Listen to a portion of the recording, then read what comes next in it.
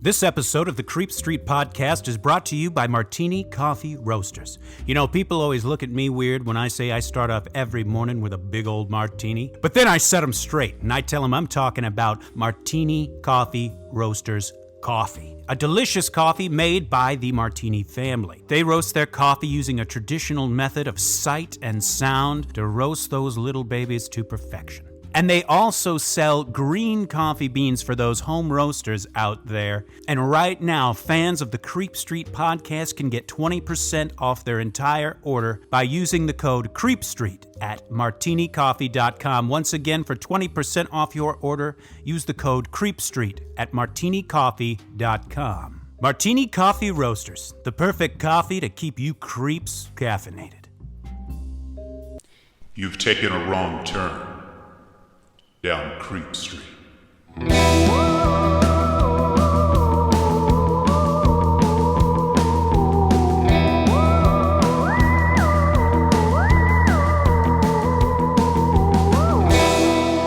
Citizens of the Milky Way, my name is Dylan Hackworth. I'm Maureen Bogey. And this is Creep Street. Oh, that's right. Let that wave of relief wash over your body.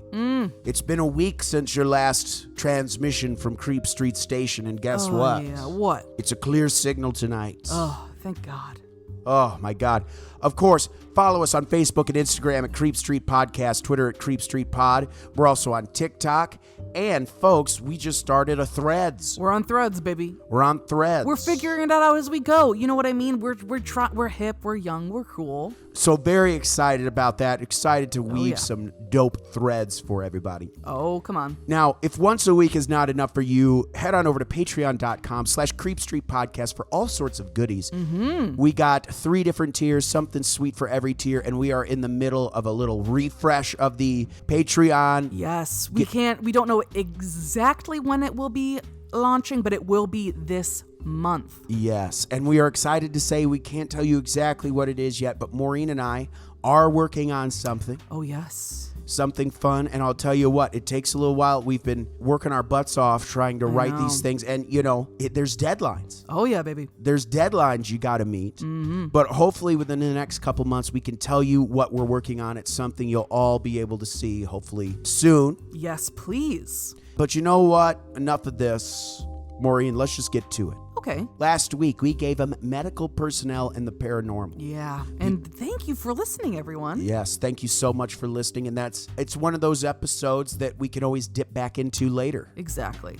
So if you work in a hospital, your friend works in a hospital, your mom works in a hospital, whatever, and they have a story, feel free to reach out to us on any of our socials. You can DM us, or you can email us at creepstreetpodcast@gmail.com to be on the next episode of Medical Personnel and the Paranormal. Absolutely. And on that train of thought there, we are going to be releasing our listener stories episode anytime now. Yes. Very soon. TikTok, this month as well. Get those in. Yeah. Get those in quick, because we're going to do it once again. DM us on any of our socials, or you can email us at creepstreetpodcast@gmail.com. Now, Maureen. Yeah. Once or twice a year, aside from listener stories, we do a sequel. Oh, you got to. We do a round 2, kind of like what we were saying. Medical personnel and the paranormal will most likely have a 2 come out in the future. At some point, we don't know. We don't know the future. But today is one of those days. It is. It is, of course, with something a little different than our last week's. This was an episode we did a while back. It's been a long while. And gosh darn it, I was, thinking about what to do for this week, and I, wasn't sure. I wanted something fun. I wanted something, it's summer. I don't know how to explain it. I just need something that's gonna give me a little pep in my damn step. Absolutely. And, I thought to myself, if not now, when, Right. So it is officially time for Yokai 2.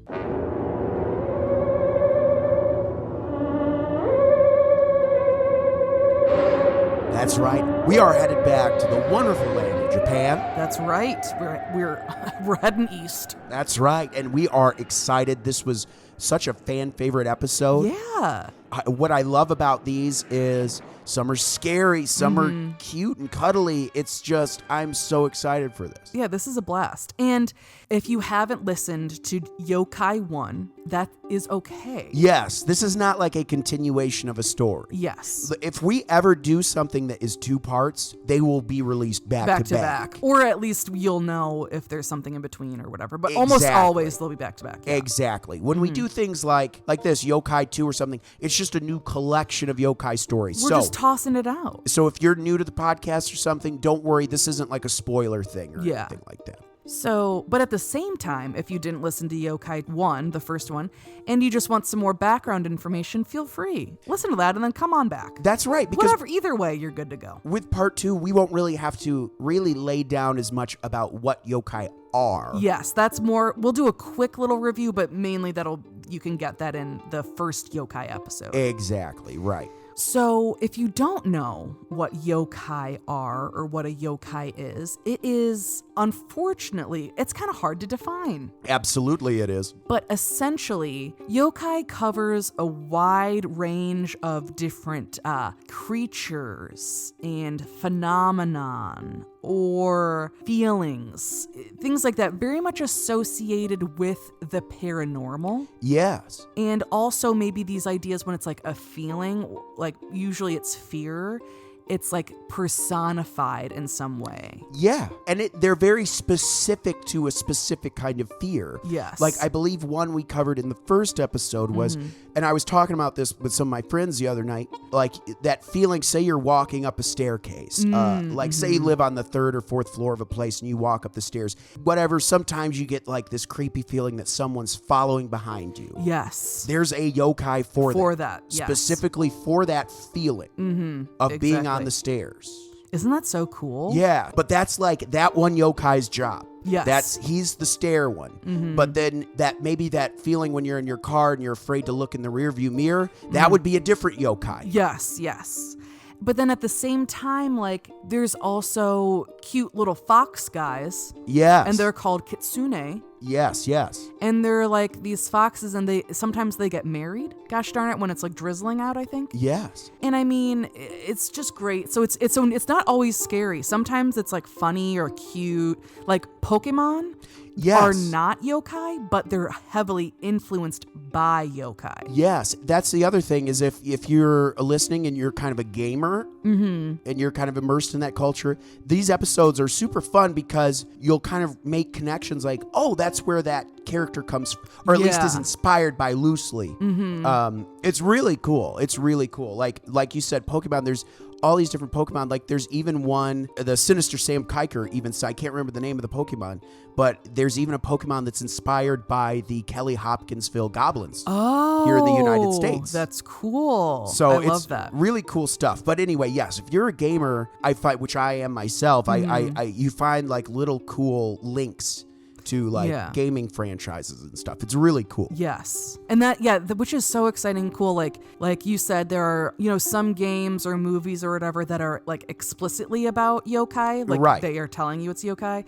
And then there are other things that are just, they maybe won't say like yokai in the title or something, but there might be some in the game or the movie or whatever. Exactly. So yokai also generally come from some sort of folklore background. So, like, for example, like, not every fictional being is a yokai. Right. Like, for example, Godzilla, I don't think would be considered a yokai. Right. Even though he is, a beast, a fictional beast from Japan. Yeah. He doesn't really have roots, as far as I know, in sort of a folklore that has to do with a yokai or something like that. Yeah, it's like I said, hard to define. And also, unlike Godzilla, we're not saying all of these yokai aren't real. I mean, some of them may very well darn be real, folks. I mean, some people really, they're certain that they've seen something.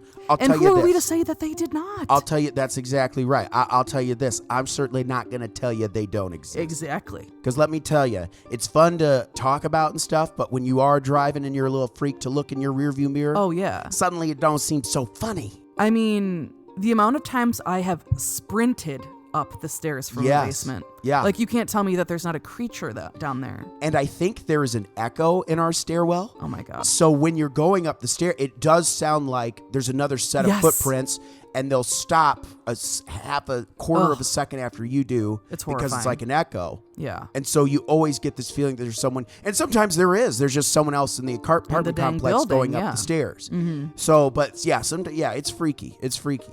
I mean, thankfully we have Banshee with us most of the time, Yes. so she does protect us, God bless her. But also, just to be clear, ghosts can be yokai, but not all ghosts are yokai. Right. And they're kind of called, I think it's, you say Yuri or Yurei, Oh, yeah. and that is more of a ghost. Okay. And so what we're going to talk about today, there are a couple of those Yurei or Yurai, and I couldn't really tell from my research if they would be considered technically yokai or not. Right. Because I don't know if it is just, a ghost story, ghost sighting type of thing, or if it's a like recurring thing where these things do continue to exist. Right. I wasn't exactly sure, but I thought the stories were so damn good. Yes. I included them. Absolutely. I'm glad you did. So that we'll give you a heads up when we're like, hey, this is up for debate if it's a yokai, but it's at the very least, it's yokai adjacent. Right. But we also have some firm, true yokai as well. Oh, boy. All right, so can you believe I haven't even said my sources yet? Please state those sources. What the heck? We've been yakking. We've been yakking. It's cuckoo. So I got a few articles here. One is called 8 Creepy Yokai You'd Be Horrified to Have in Your Home by Said Yang, and that's at Owlcation. Then we also have 15 Japanese yokai you'd never want to meet by Said Yang at Owlcation. That was another one. Ooh. Then we have The Creepiest Japanese Monsters and Demons and the Stories Behind Them by Christopher Myers at Ranker. Then we have another great article titled Japanese Tale Number 13, Umibozu, and that was at a great website called Tanaku no Monogatari. Then another article, 10 Chilling Classic Japanese Ghost Stories, and that's by Willow Heath at Books and Bow. Another great website called Hayakumonogatari Kaidanke by Zach Davison, and also a wonderful book. We used it last time. It's called The Book of Yokai by Michael Dylan Foster. And as we always say, Yeah, I'm glad I know what you're going to say, and please do. if there's anything we mispronounce, Yeah. we're trying our best and we're so sorry. We genuinely are. And what we kind of are thinking our thought process on that now is really try to give it your best shot. Yeah. Because it's better to do that than to just be like, oh, I don't know how to say it. Yeah. So we're trying, but if we are offensive in any way, literally the last thing we're going for. And Of so course. sorry. In fact, it's the opposite. We want to show reverence to the culture. Absolutely. So thank you for sticking with us. So let's just talk about some yokai, and we'll also read some stories about these yokai, and it's gonna be a little wild, a little cuckoo.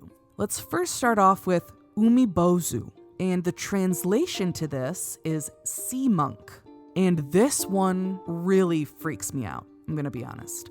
And the one more thing I did not say was yokai.com is a great source for all of Yes. this. And when I'm reading the appearance, interactions, and origins of these different yokai, those definitions are coming from yokai.com. So give it a look-see. It's got some great stuff there. Really cool database. Yeah. So let's read a little bit about what these things are even up to. Appearance. Perhaps no other aquatic yokai is as mysterious as the giant Umibozu. Their true form is unknown. Umibozu are only ever seen from the shoulders up, but they appear to be roughly humanoid shape with inky black skin and a pair of large round eyes. Eyewitnesses report a great range in size from slightly larger than a ship to a size so unimaginable that only the creature's bulbous face is visible above the water. Its head is smooth and round like a venerable monk's, and its body is nude and as black as a shadow. Interactions. Umibozu appear on calm nights when there is no sign of anything out of the ordinary. All of the sudden, with no warning, the waves and the weather whip into a furious condition. Out from the tumult rises a titanic creature. It moves to destroy the ship either by smashing the hull in a single blow or taking it down bit by bit, depending on the size of both the ship and the Umibozu. Origin. Some say that the Umibozu are the spirits of drowned priests, cast into the sea by angry villagers. These priests were then transformed into ghosts due to the horrible nature of their death. Others, however, say that Umibozu are a sea monster which lives in the depths of the Seto Inland Sea, and that they are the progenitors of a large variety of other aquatic yokai. Because sightings are rare and almost always fatal, it is likely that the true nature and origin of the spirit will remain a mystery for a long time. Wow. Imagine it would literally fill up the sky. No. This big face. No. You know what it makes me think of? A video game related. Gamers will know, like, when you see specific artwork for The Legend of Zelda Majora's Mask and that moon, the moon that's coming down, that's falling down to earth with the eyes and the evil grimace. When it gets close, you see artwork where it's like this huge face that just fills the sky. Yeah. It makes me think of that. I wanted to pick the Umibozu specifically because it's so scary to think about. Not that it's the same as being on like an old school ship or anything, but Dylan and I, for those who don't know, met being performers with the Second City on a cruise ship. Yes. So we have spent a lot of time at sea on a dang boat. For those of you who don't know, at nighttime, when you are out at sea, it is darker than I've ever experienced. Darker than dark. It's insane. Yeah, you can't really see the ocean below you because it's black. Yeah. And then the sky above, especially if it's a cloudy night, you can't see then above you. And all you'll see is like maybe a passing cruise ship in the night in the distance, their lights. It feels like you're kind of like walking on like a Star Trek craft. It does feel, and you're like looking out the window, you're like, oh, there's another spaceship. Yeah, it is kind of a cool feeling, but you could see how it could also be horrifying. It horrified me. It was sometimes looking out at night, I was like, oh, this is nice. And then other times I was like, I can't tell the difference between the horizon, like the sky and the water, and I hate that. Yeah. It's really scary. But when these ships do pass each other, or are nearby, and it lights up the area a little bit, not that the ships are close to each other at all, but just the light lights it up a little bit. If you could see the figure, the outline in complete blackness of that thing, I would lose my mind. I would lose. I think I would just evaporate. I don't know if like the body has the chemicals to even process that amount of fear. Yeah. Yes, exactly. Like I think I would just like drop dead. Like, oh my God, horrifying. So now I think we need to hear a wonderful tale about the Umibozu. So Dylan and I are going to read this off. It's going to be a little silly. We're going to have fun. It's actually not silly, but we're still going to have fun. And here we go. Once upon a time, in a small village upon the Sea of Japan, lived a fisherman and his only son. The man was old and stern, and the young man very shy. Like all their neighbors, they were both very poor and had to work very hard to get their fill. Every day, father and son left their home before sunrise, pushing their tiny boat on the deep blue seas and hoping for the best. And every evening, they sat together in their modest house to mend their nets and creels before drifting into sleep. One day, though, fish went missing. Day after day, boats kept going out, farther and farther upon the waves. Yet no squids, yellowtail, or bonitos could be found. It was like all sea life had simply vanished. Seeing their dried fish stock dropping low, the son was getting more and more anxious. Soon we will only have seaweeds to eat. Oh, Father, what are we going to do? The fisherman, face lined and battered by the salt, had spent hours gazing at the tranquil sea. No wind could be felt, nor clouds seen at the horizon. The world seemed to hold its breath. He simply stood up and went to launch his boat. Father, it's useless. Sharp as a hook, old eyes caught him. Grab our last fish barrel and come. They rowed and they rowed under unforgiving sun. Soon, the coast had disappeared and only wide blue seas remained. The young man started to grab his nets. Don't. But Father... The old man turned to him, jaw set and eyes piercing. Open the barrel. The son complied, not quite getting what his father's odd antics were about. Good. Whatever happens from now on, don't utter a single word. And so they waited, in uncomfortable silence amid the pungent smell of dried fish. Night finally fell upon the sea, moon reflecting eerily on the dark blue waters. Suddenly, a ripple shook the surface. The young fisherman turned wide eyes to his father and started opening his mouth. Hush, you fool! Beneath the small boat, a dark mass lazily rose. Black, slippery skin slowly emerged from the depth, higher and higher up into the sky. Soon towering the ship, a giant round and bald head with two bulging eyes gazed at the two fishermen. The son couldn't move a finger. He simply stared with dread at the monstrous creature. Keeping his voice as normal as possible, the father ordered. Don't speak. Everything is gonna be fine. He slowly put his son's hand on the barrel and whispered. The offering has to be made by young hands. Just pour the barrel into the sea. Shaking badly, the young man did what he was asked. As soon as the dried fish hit the water, long, sprawling limbs hungrily grabbed them, and as quickly as it appeared, the monster was gone, swallowed again by the abyss. The old fisherman put a hand on his son's trembling shoulder. You did well, boy. Now, let's hurry back home. Things are going to get dangerous here.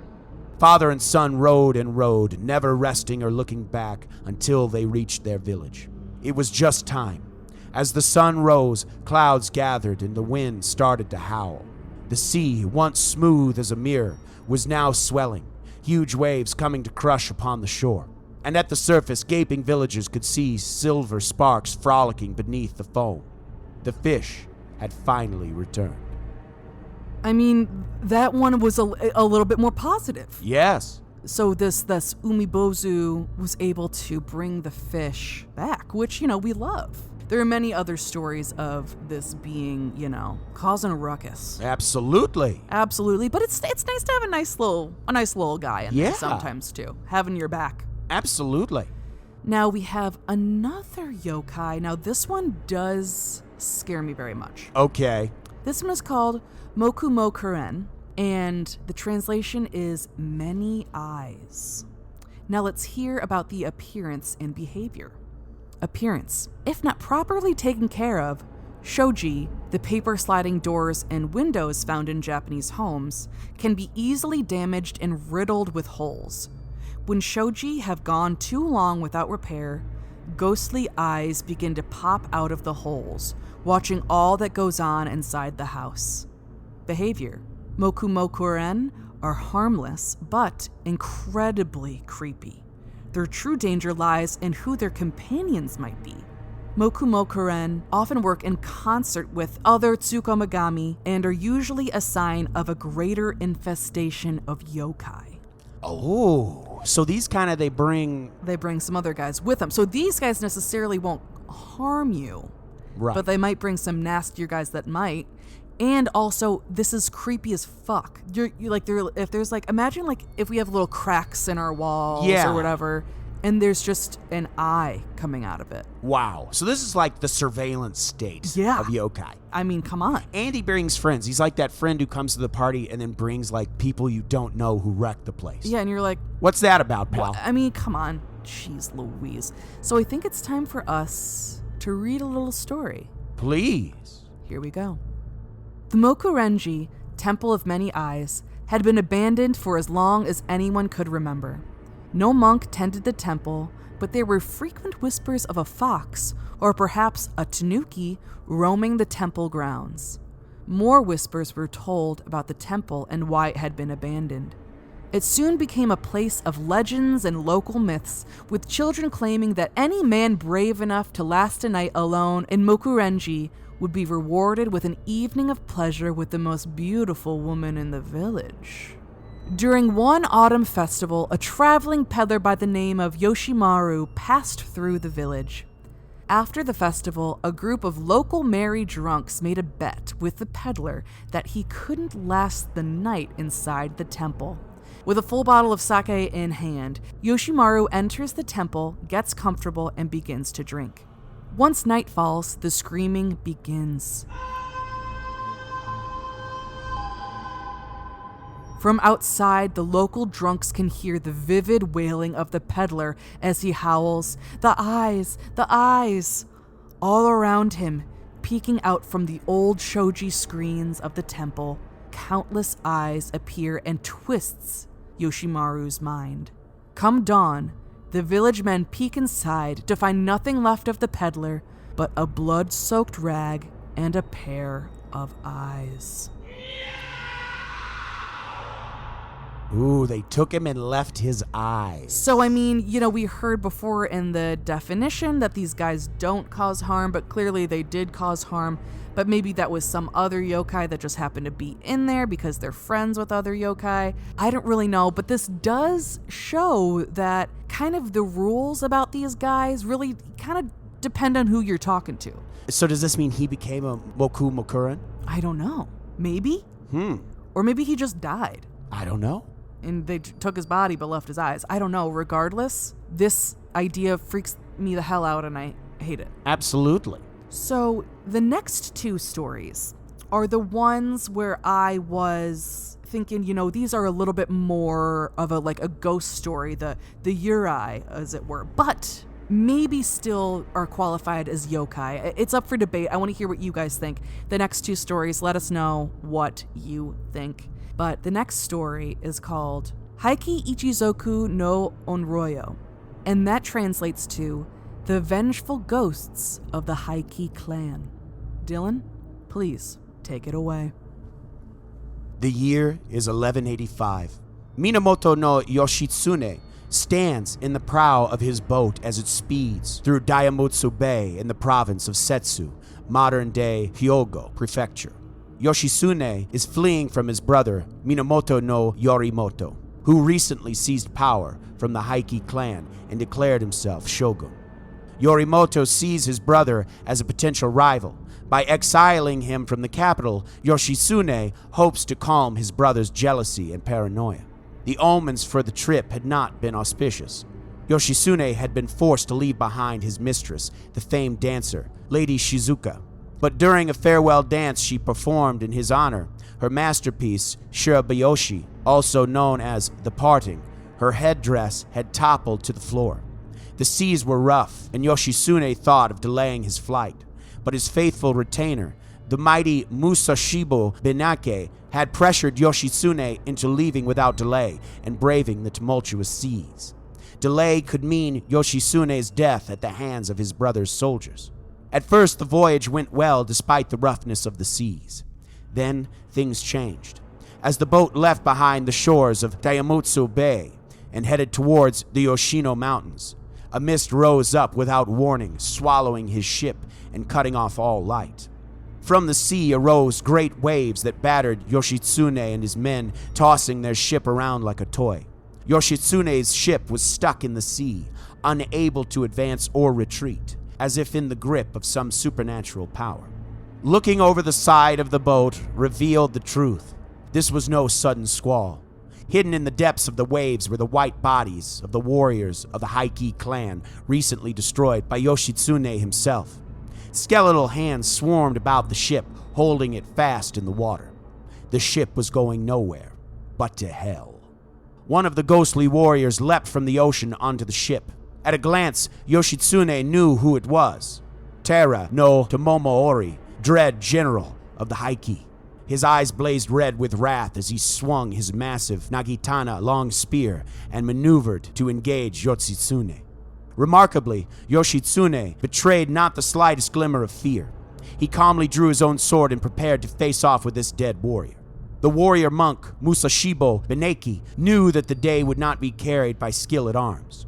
No matter how deadly his master Yoshitsune's blade was, it could not cut dead flesh. But Taira no Tomoori's Naginata had no such concern. Bento dropped to his knees and began to chant an earnest prayer to the gods. He called on the 5 directions, the deities of the north, south, east, west, and the mysterious 5th and unknowable direction.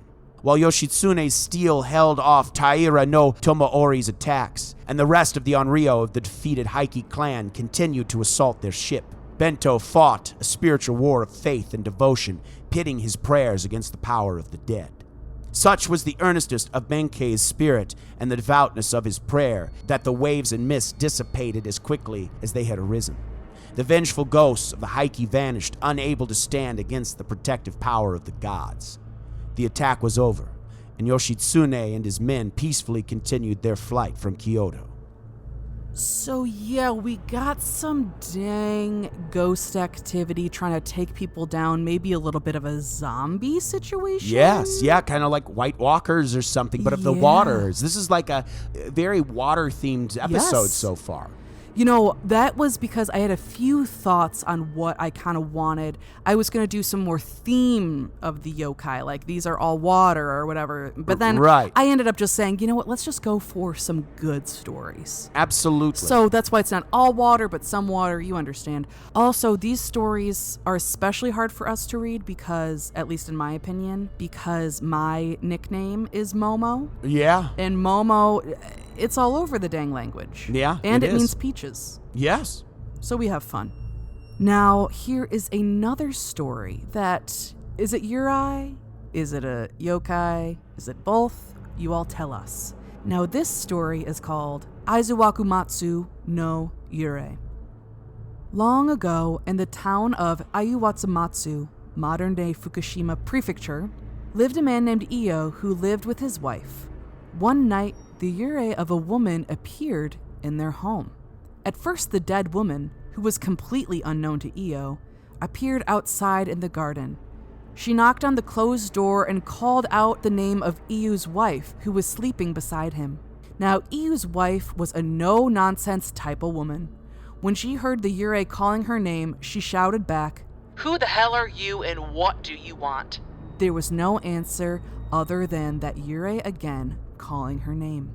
Being prepared for such a thing, Iyu's wife reached into a special box she kept near their futon and withdrew an afuda. The afuda was a strip of paper prepared by a local monk with the charm of exorcism against ghosts. Iyu's wife hurled the afuda at the yurei, who disappeared like smoke blown away by a fan.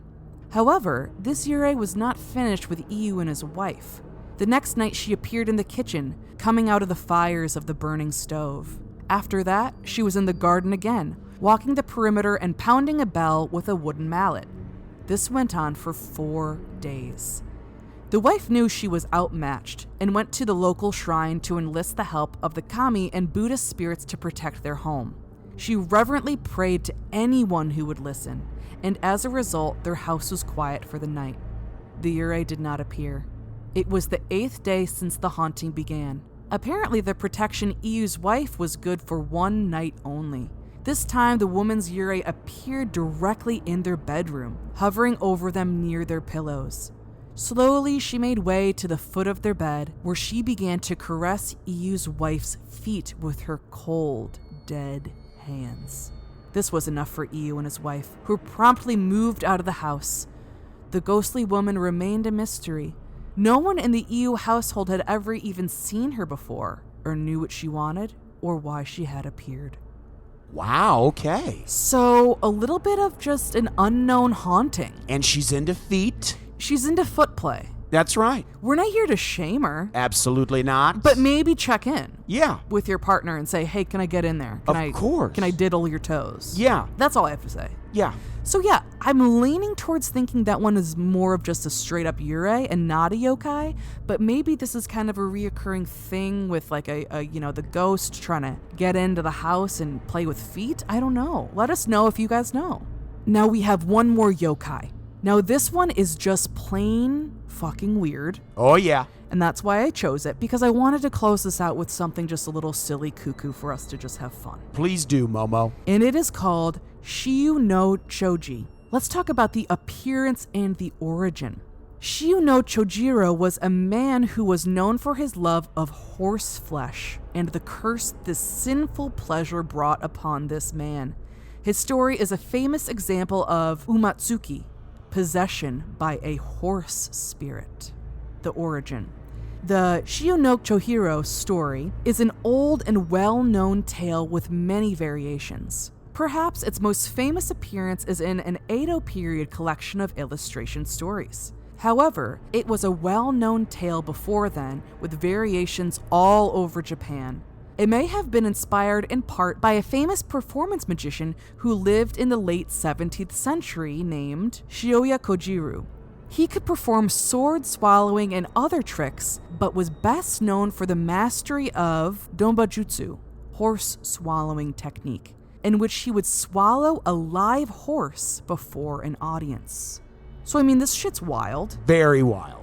It's coming up. They're saying, don't eat horses. You're not supposed to eat horses. Hey. Don't do it. Maybe a good rule to live by. I mean, something's going to happen. Horses are amazing animals. They really have their Yes. own spirit to them. I think they're too big to be as skittish as they are. Yeah. That upsets me, but I do still, I'll give it up for horses. I still like them. Heck yeah. So now I think it is time to just hear a little story about what can happen to you if you love eating horses.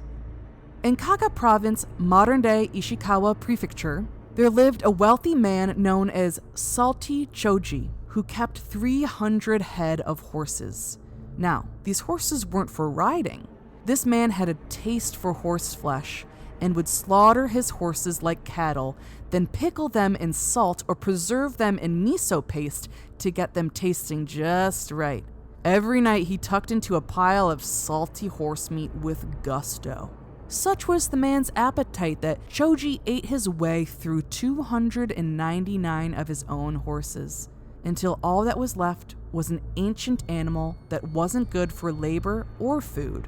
One night, Choji just couldn't stand it any longer, and he shot the old beast anyway, then slathered it in salt and ate it down in a gluttonous frenzy. That night, however, the tables turned against Choji. The spirit of the old horse came to him in a dream and bit him on the neck. From that night on, whenever the clock struck the hour of the time when Choji had killed the old horse, its spirit appeared and entered Choji's body. But this wasn't your normal possession. The horse forced his way through Choji's mouth and crawled straight through to his stomach. The pain was intense, and Choji felt every inch of the massive horse stretching his innards and intestinal tract. As he lay in agony, night after night, Choji bitterly regretted all of his evil deeds and his ravenous appetites that led him to this fate. But his regrets did him no good, for it was too late. Choji summoned every manner of doctor and exorcist to aid him in his suffering. They tried everything they could, but without effect. No amount of medicine or prayers for reprieve could lessen his agony. Choji's torment continued for 100 days until at last he died. It was said his corpse was broken and shattered, like an overburdened pack horse. Wow. That's a freaky possession story. I mean, you know what? Take care of your horses. Absolutely. Because they will enter your mouth and stretch you out. Absolutely. So there are so many other wonderful yokai tales, and those will be coming soon. Yes. But these were just a handful of some wonderful stories. And you know, if you have any specific yokai you want to hear about in our next yokai episode, which will be coming out at some time, we literally have no idea, but it will eventually come out. So please reach out to us once again. You can DM us on any of our socials, or you can email us at creepstreetpodcast@gmail.com. Well, Maureen, I got a list of names I wouldn't mind rocking my fishing boat. Okay, let's hear it. Folks, give it on up for our top-tier Patreon subscribers. Of course, the Dream, James Watkins, the Finished Face, Fiat Lungfist, the Madman Marcus Hall, the Vivacious Vicky McHugh, the Tenacious Teresa Hackworth, the Heartbreak Kid, Chris Hackworth, the oh-so-suave Sean Richardson, the British Bone Breaker, Bex Martin, the Notorious Nicholas Barker, the Terrifying Taylor Lashmet, the Count of Cool Cameron Corliss, the Archduke of Attitude Adam Archer, the Sinister Sam Kiker, the Nightmare of New Zealand Noeline Vivilli, the Loathsome Johnny Love, the Carnivorous Kevin Bogey, the Killer Stud Carl Staub, the Fire Starter Heather Carter, the Conqueror Christopher Damian Damaris, the Awfully Awesome Annie, the Murderous Maggie Leach, the Sir of Sexy Sam Hackworth, the Evil Elizabeth Riley, Lauren Hellfire Hernandez Lopez, the Maniacal Laura Maynard, the Vicious Karen Van Vieren, the Arch Nemesis Aaron Bird, the Sadistic Sergio Castillo, the Rapscallion Ryan Crum, the Beast Benjamin Huang, the Devilish Chris Doucette, the Psycho Sam, the Electric Emily Zhang, the Renegade Corey Ramos, the Crazed Carlos, the Antagonist Andrew Park, the Monstrous Michaela Schur, the Witchy Wonder J.P. Weimer, the freaky Ben Forsyth, and the barbaric Andrew Barry. And Yeah. this will be, I believe it's the 18th. This month is the birthday of the tenacious Teresa Hackworth. Yes, we love you. Thank you so much for all that you do for us. We hope you have a lovely birthday. It is also the birthday of friend of the program, Rebecca Singer. That's right. They share the same birthday. Yes, we love you, Rebecca, as well. Thank you for listening. You are Yes. wonderful. All right. Maureen, thank you for all of that research. You know what? It was a blast. Thank you to everyone for listening here today. Please like, rate, subscribe, leave a review. I mean, rating and leaving a review? Oh, yeah. I mean, it helps out the pod so much. I mean, slam it with that 5 stars. We really appreciate it. Share us on social media. Tell your friends about us. Tell your coworkers about us. Spread that good word of Creep Street. And thank you once again for listening. Citizens of the Milky Way, my name is Dylan Hackworth. I'm Maureen Bogey. Good night and goodbye. Goodbye.